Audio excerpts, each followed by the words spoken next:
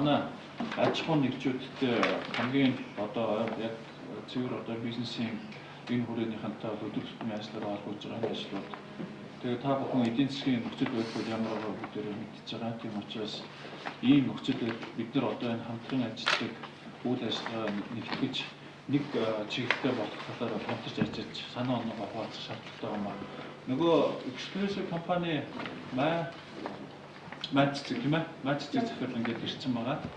За ингээд би зүгээр нэг юугаар нь жишээ авч ярьсан. За би одоо өнөөдөр энэ Маццэг эксклюзив компанитай холбоотой 3 сонин өөрөө бас энэ Open Door сонд ганц юм төгсөн ярилцлага байгаа. Хиний Маццэг захирал ярилцлагыг уншсан уу? Яг уншсан юм байвал дотроо үзсэн үү? Үзег байгаа. Уншсан гараа өрдөө аднаас дарга байгаа юм. За энэ өдрийн сан дээр бас энэ Маццгийн асуудалтай холбоотой Бям гарагийн дугаар дээр бас материал гарсан байсан. Энэ дээр дотрын дарамтыг сөрсөн бүсгүй. За өнөөдрийн ардчлал сан дээр Маццгийн захирлаас өмнөдөө 120 саяар өнгөө зарна гэж баг хүмүүс болсон юм ааш. Тэгээ номын шил хаалга хагалсан гэдэг эксклюзивын цаад санаа хинч ойлгохгүй бас нэг юм байна.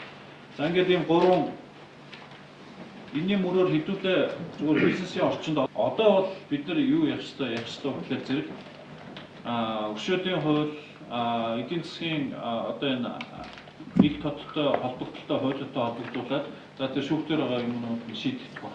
Гэхдээ надад нэг зүйл одоо хоёр ч зүйл ерөөсөө таалагдахгүй. Тэр нь юу гэхээр зэрэг Маццэг захирлын оронд өнөөдөр дурын компани захирал дурын одоо аж ахуй үйл ажиллагаа явуулж байгаа ямар ч компани энэ компанийн оронд өнөөдөр дотрын албаныхан өмнө сөхрөх ийм болцоо байсаар байгаа надад ерөөсөө таалагдахгүй. Юу хэлж гэнэ вэхээр энэ нөтийн падан бичиж өгдөг энэ асуудал төр өөрөө юмаа гаргадаг, дотрын ерөнхий газар өөрөө паданаа гаргадаг. Тэгээ энийх нь хуурамч үгүйг нь өөрсдөө тогтоож чадахгүй. Аж ахуй нэгжүүд тогтоож чадахгүй. Зөвхөн энэ зэрэг цагтаа хуулийн хяналтын байгууллага дээр очиж тогтоодог ийм юмнаас энэ аж ахуй нэгжүүдийн энэ одоо эрсдлийг бол хамгаалах ёстой. Тэгээ энэ чиглэлээр би одоо бас дотрын ерөнхий газарт холбогдох үүргүүдийг одоо өгнө. Тэгэхгүй бол энэ асуудлаар бол дурын компани бол орох ийм нөхцөл байдал бол үүсчихэд байгаа юм аа. Нэгдүгээр. Хоёрдугаар энэ компани гэсэн ялж шалгалтыг одоо зогсоочгоо. Би энэ юун дээр хэлж байгаа хотын энэ юутай холбогдуулж хэлж байгаа мэргэжлийн ялт. Одоо энэ нэмэлт хүнсний нэмэлт бүтээгдэхүүнүүдийг гаргаж шалгаж байгааг нэлээд олон аж ахуй нэгжлэр очиж шалгасан юм байна. За тэрний одоо эрүүл мэндийн яамнаас зөвшөөрөл авсан аваагүй гэдэг дээр бол ажиллах хэрэгтэй. Компаниудыг ингэж бүр юу яаж олноор нь тэгээд энэ Америкаас энтгэгээс янз бүрийн бараа авч ирдэг илрүүлүү компани шалгаад гэсэн юм биш. Одоо ийм хүү зүйлүүдэд зогсооно.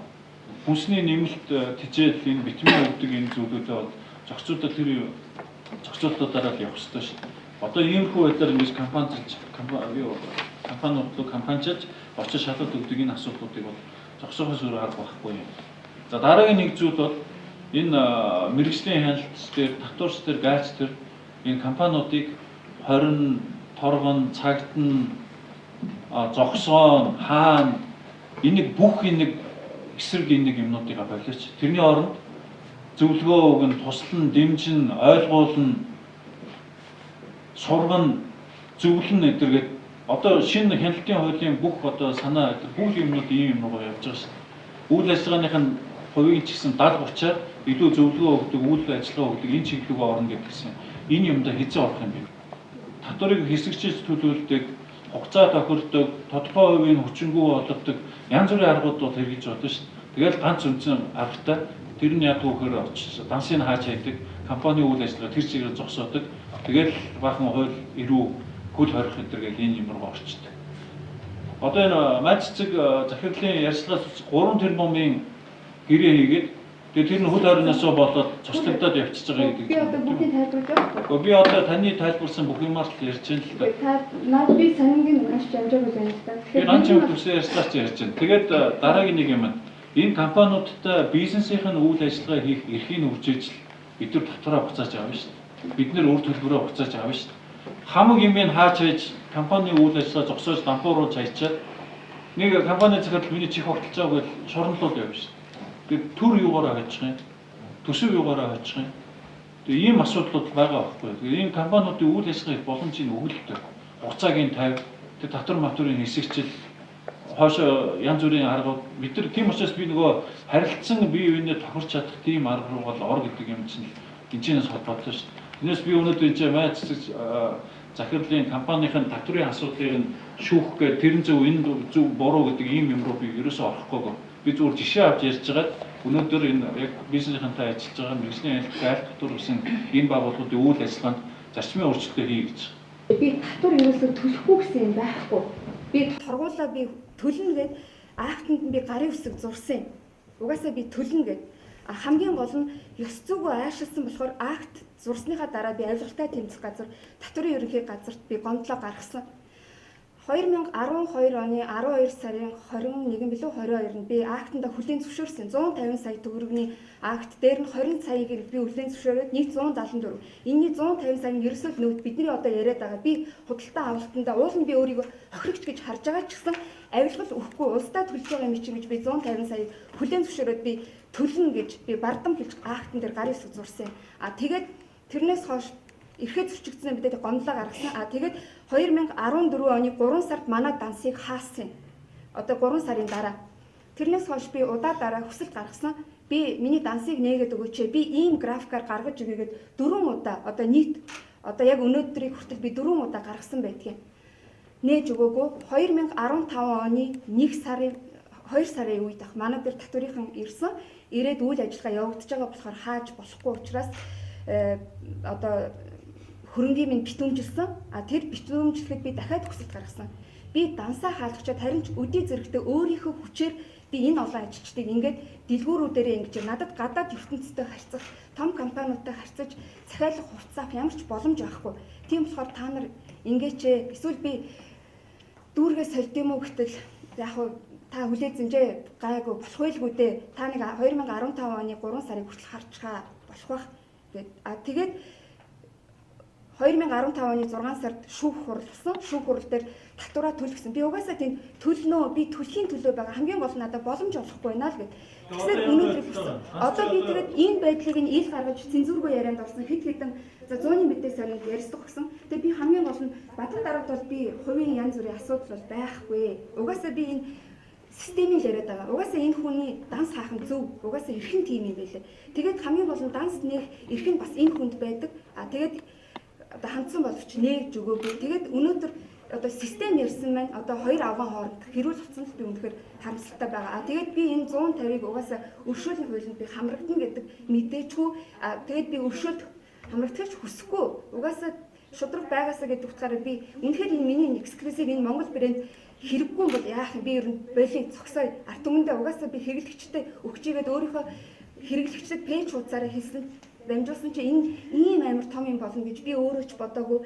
Яг 19-20-нд өөрийнхөө дэлгүүрүүдээр гарна гэсэн ийм пэйж хуудсанд сошиал тавьсан байсан. Ийм хүн ирсэн. Тэгээд үнэхээр би тараа гэсэн боловч тэнд маш эмх замраагүй байдал. Эхний 50 хүн ороод тэгэл тэнд асуудал үүсээд тэгээд байсан. Ер нь байсан ч бас зөв болсон байх. Одоо 150 саяын өөрийнхөө татврынхаа юмыг төлнө гэж байвал одоо тэр график юм уу тохироод үйл ажиллагаа төлөвлөсөн байхгүй.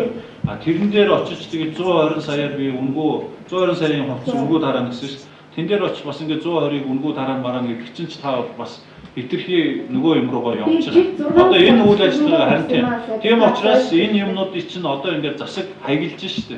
Энэ асуудлаа системээр нь яриа, тогтолцоогоор өөрчлөё гэдэг энэ зүйлүүдээ ярьж байгаа учраас бас нөгөө экстримээ бол бас компани зүгээс зогсоо. За энэ хүний асуулт энэ 2013 оны 12 сард акт тавьсан. График нь бол 5 сард энэ хүнд график өгсөн. Шалгалт оруулна гэсэн энэ хүн бол энэ хугацаанд нөхөр өвчтэй байна гэсэн би ерөнхий сайттай ингээд ийм шоу хийх гэж байна гэсэн зөндөө юм асуудал хийсээр хойшлсоор 12 сарын 20-нд шалгалт орсон. Шалгалт ороод энэ хүн бол акта тавиулаад явсан. Тавиулаад яваад ердөөсөө ямар ч асуудал байхгүйсэн чинь гів гэнтхэн 4 сард авилгалтай тэмцэх газраас дуудсан яасан гэсэн чи эднийхээс та нар хахуул авах гэсэн байна гэд. Би өнөөдөр энэ хүнээс хилтерхий утас ч аваагүй, юу ч аваагүй. Энэ хүн намайг ихтэргүүрд явж хат манай юуг орж үзгэсэн. Манай миний дэлгүүр энд байдаг юм орж үзгэсэн. Би энэний ойвс нь хаана гэдгийг ч мэдэхгүй. Манай байцаагч нар тасгийн дарга нар очдог. Тэгэд ийм процесс болоод энэ акт нь болсон. Энэ хүн өнөөдрийг хүртэл 2013 оноос хойш ганц татвар төлөөгүй, ганцхан автын татвар төлчөөл явж байгаа. Тэгээ бид нар бол татврын хуулийн дагуу процесс ажиллагаагаад явуулсан. Процесс ажиллагаа яг эхлээд энэ өнөөдөр болоод ингэж ярьж байгаа л да. Надад бичиг өгсөн гэж ганц ч бичиг өгөөгүй.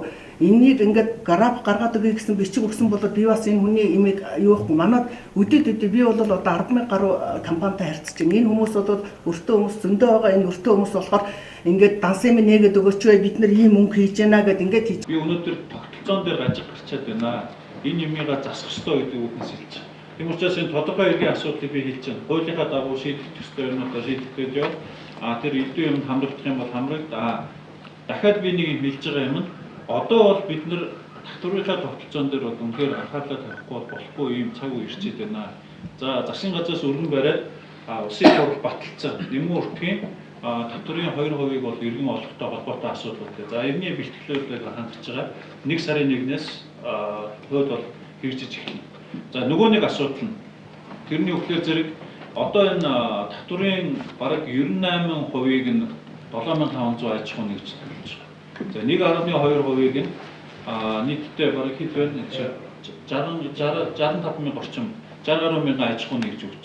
Гэхдээ энэ 60 гаруй аж ахуйн мянган нэгж татврынхаа тайлан гаргаж өгөхдөө одоо яг Эрдэнэт үйлдвэр шиг эсвэл одоо том МАК шиг ч юм уу, МСС шиг ч юм уу яг эднэртэй адилхан татврын тайлан гаргаад хүндрэл үүсчихсэн. Одоо энэ хуулигаа бол янзлах ёстой. Энэ дээр бол татврын ерөнхий газрыг бол одоо энэ зуны хугацаанд ажил гэсэн. Одоо энэ хууль бол ариун сандар бол бэлэн болж байгаа гэж одоо хэлээд байгаа. Тийм учраас засгийн газрын дараагийн хуралдаанаар одоо 7 хоногийн хугацаа өгч байна. Энэ хуулиа хэлэлцүүлэх ажлыг сангийн сайдтайгаа яаж татврын ерөнхий газраас оруулж ирэх ёстой.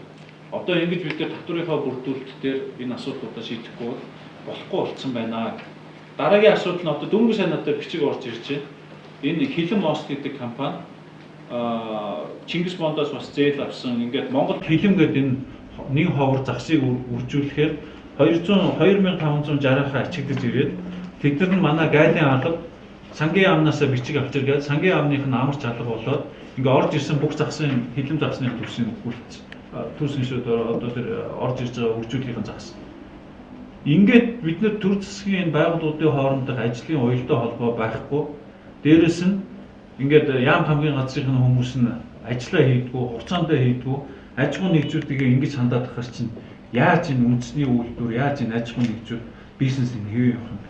Одоо Ганбаатар энийг янз тэр аж ахуйн нэгжтэй нь уулзаад энэ асуудлыг яаж шийдэх, яаж нөгөө аж ахуйн нэгжийг эргэж орж ирэхэд нь юм хийж өгөх ёстой юм. Тэр сангийн амны хоёр нөхөр арга хэмжээ аваад өөрсдөө ингэж ээлж ажил нь алга болоод ингэ явдаг юм. Иймэрхүү байдлаар бид нар ажлуудаа хийж болохгүй. Тэгээ одоо ингээд тодорхой хэрэг ярихаар яг нөгөө хайр дурлалын кино шиг хоёр анги нь хоёулаа 280 градус юм ярьдаг байхгүй. Тийм учраас би энэ хэрүүл рүү орохгүй. Одоо нэг юм энэ аж ахуйн нэгжүүдийг энэ нөөтийн падааны энэ хуурамч падаанаас сэргийлэх юмнууд яаж их анхаарал. Одоо 1 сарын 1-ээс нөөтийн урамшууллын 2% ороод хууль хэрэгжээд эхлэхээр нэг байна.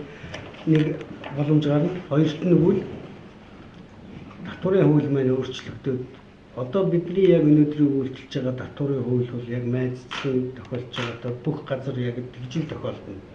Нийгмийн систем нь өөр тийшээ явчихж байгаа учраас бидний өмнө үйлчилжсэн татврын хууль маань хин хүнд биш үү? Хуулийг хэрэгжүүлэхгүйгээр байцаагч хэрэгт орно. Хууль хэрэгжүүлнэ гэхээр татвар төлөгчд халгаатай болчиход байгаа байхгүй. Тийм учраас яг энэ намрын чуулганаар бид нар одоо шинэ хуурамч одоо яаж зохицуулах шинэ хуулийг гаргаад ирэх юм бол бид нөгөө энэ том татвар төлөгчдийн ялгаад ингээд адилхан бүгдэнд нь юм тулгадаг үс шатчатныхаа юмар яваад ирэхээр нэг хөнгөлт болчихно. Нэг нөгөөх нь нөөтийнхаа 10% 2% буцаа олгодог систем байна. Бүгд ингээд нөгөө төвөөр дамждаг, мэдээллийн төвөөр дамждаг энэ бүтэн яваад орчихно. Эхний үед нэг жоохон хүндрэл гарах ба. Захин үйлдвэрт ороход нөөтийн падааны асуудал гэж гарах. Энэ асуудлуудыг хуулийнхаа өрөөнд шийдэх юмнуудыг одоо шийд. Ариун сандар дээрээс нь дахиад эрх засгийн газрын хуралдаанаар энэ татврын хуулинд оруулах өөрчлөлтүүдийг оруулж ирэх. За мэргэжлийн хяналт дээр би бол хэлсэн компаничлсан шалгалтуудыг хийхгүй. Өөрийнхөө төлөвлөгөөтэй шалгалтуудаа хийгээд явна. Тэрнээс ус ингэж одоо баахан хэвлэл мэдээлэлээр одоо би өнөөдрийн бас нэг хэвлэлээр баахан үзлээ. Одоо бол цаг нь бол биш. Энэ бизнес эрхлэгчдийн нэг жоохон энэ хүнд үе дээр нь яаж гарах уу гэдэг юм дээр нь төр өөрөө тусас дэмжлэг цаг үеийн ирсэн. Авж хааж бодож зогсоодог торгодог юмнууд нь явахгүй. Гэхдээ байгууллагынхаа үндсэн үүргийг умартч болохгүй. Эргээд нөгөө хэрэглэгчдэрээ мэдээж чанартай эрүүл мэндэд хорвоо тэр бүтээгдэхүүн аваач тэр бүх юм дээр бол ажиллагаа хийгээд явна. Компанийн ажиллагаануудыг болохгүй гэдгийг хэлж байгаа. Гайл бас яг адил. Одоо энэ орж ирж байгаа. Тэгтээ дөрвөө импорт өөрөө унтсан байгаа. Орж ирж байгаа энэ гарч байгаа юмнууд дээр тавьдаг хяналтаа ерөнхийдөө тавиад явна. Наадын тодорхой асуудлуудыг барьж авч шийд. Одоо энэ эдийн засаг агшсан байгаа энэ агшилтан дээр энэ компаниудыгаа яаж нэг жоохон үйл ажиллагаа явуулах, яаж энэ хүндрэлийг авах, яаж ажлын байраа хадгалах уу гэдэг дээр татвар мэргэжлийн хэлт гайл өөрсдөө орж бид нар туслах юм цаг нь болчихж байна. Тийм учраас би түрүү хэлээд байна шүү дээ. 20 цагт нь торгон хаана зогсоон гэдгээсээ илүү туслан дэмжин ойлголцсон заан одоо зөвлөн ийм чиглэлийн юмнуудыг авч явуулах цаг нь болчиход байна. Энэ дээрээ байгууллагын удирдлагууд менежментээ сольж чиглүүлээ гэдэг ийм даалгавар өгч байгаа юмнууд таанартай адилхан татврын тайлан гаргаад хүндрэл үүсчихдэг. Одоо энэ хуулигаа бол янзлах ёстой. Энэ дээр бол татврын ерөнхий газрыг бол одоо энэ зуны хугацаа манай дээр энэ шалгалт бол 13 оны графикаар л 12 сард орсон. Тэгээ энэ хүн бол телевизээр бас ингээд олон нийтийн хэвлэлээр ингээд мархаа зогсоо. Одоо яг ингээд тийм учраас одоо бол цаг нь бол биш ээ. Энэ бизнес эрхлэл умартч болохгүй. Эргээд нөгөө хэрэглэгчдэрээ мэдээж чанартай эрүүл мэндэд хорвоо тэр асуудалтай юм байна, ойлгоогүй юм байна гэж ярьж байгаа зүйл дээр. Манай цэцгийн асуудлыг тэгээд юу яа? Манай цэцэг захирлыг хувь хүнээрээ таньдаг мэндэг учраас гээд бас битээ буруу юмроо яваад байна. Битээр хаалгацсан үйлдвэр зогссон байна гингот би өнөөдөр энэ одоо энэ нэг хагас бүтэн сойдор гарсан энэ дэвлүүдийг үзье. Өнөөдөр дуудаж нэг өдөр даваа барыг давах яаж ажлын байраа хадгалах уу гэдэг дээр татвар мэргэжлийн хэлт гайд өөрсдөө орж бид нар туслах юм цаг нь болчихж байна. Тийм учраас би түрүү хэлээд байна. Үйл ажиллагаа нэгтгэж нэг чиглэлтэй болох талаар бол хамтарч ажиллаж тийм ээ. Маань цэцэг захирал ингээд ирсэн байгаа. За ингээд би зөвхөн нэг өнөөдрийн ардчлал сонин дээр маань цэцэг захирлаас өмнөдөө 120 саяар өргүүлийнхаа хэрэгжилтийг хаах асуудлыг одоо энэ нэг бүхий 3 байгууллагын удирдлага бол эдийн засгтай холбоотой, гэмт хэрглэлтэй холбоотой хэд хэдэн залтууд бол бас өшөөдийн хувьд хангалттай хуулийн үндсэн санаа бол тэр чигээрээ бол явнаа. Тийм учраас бол одооноос ч болно энэ асуудлыг бол аль аль талдаа одоо харилцан хожих маягаар хийн энэ үйл ажиллагааны боломжийн өгүүлэлт хугацаагийн тавь тэр татвар матурын хэсэгчил хоошо янз бүрийн аргууд бид нар тийм учраас би нөгөө харилцан бие биенээ тохирч чадах тийм арга бол ор гэдэг юм чинь эцэнээс холбоотой шүү. Тэрнээс би өнөөдөр энэ байц юм уу? Хадан бол би ганц хадан биш шүү дээ. Хадан бол. За та хоёр эхлээд.